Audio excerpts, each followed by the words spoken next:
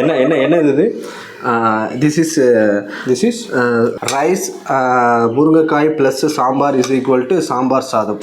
சாம்பார் சாதம் அவ்வளோதானே? ஆமாம் ஆமாம். என்னடா அது? எத்தனை முருங்கைக்காய் போட்டேன்? 48 முருங்கைக்காய் போட்டிருக்கான். முருங்கைக்காய் கொஞ்சம் எக்ஸ்ட்ரா வாங்கிட்டு வந்துட்டோம், முறுக்கு ஏறுன்னு இருக்காது. சரி, நீ சாம்பார் செஞ்சிருக்க. ஓகே, அதுவும் குக்கர்ல செஞ்சிருக்க. உலகத்திலே குக்கர்ல செஞ்சு வேகா ஒரே ஒரு டிஷ் இதுதான். வெந்திருக்கு. நீ பார்த்து எடுக்க முடியுதா?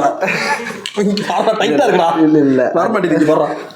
அது முருங்கைக்காய் ஏன் வேகலைன்னா, இப்போ ஜிம்முக்கு ஜாயின் பண்ணலான்னு இருக்கேன். அவர் என்ன சொன்னார், நீங்கள் எப்பவுமே ஃபுல் பாயில் சாப்பிட்றத விட ஆஃப் பாயில் நீங்கள் சாப்பிடுங்க, ஸோ அது வந்து ஹெல்த்துக்கு நல்லதுன்னு சொன்னாங்க. ஸோ அதனால தான் முருங்கைக்காய் கூட ஃபுல் பாயில் பண்ணாமல் ஆஃப் பாயிலாக பண்ணேன்.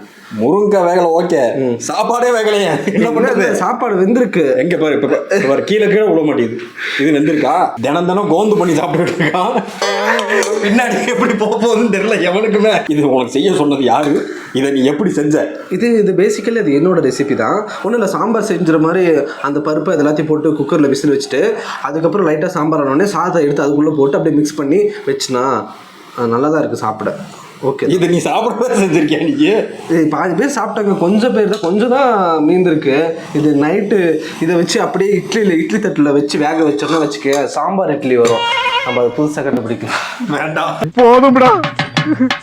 நீ இருக்கிற ஊர்ல நான் இருக்க மாட்டேன்டா. நான் போறேன்டா. இப்படி ஒரு முடிவு எடுத்துட்டா?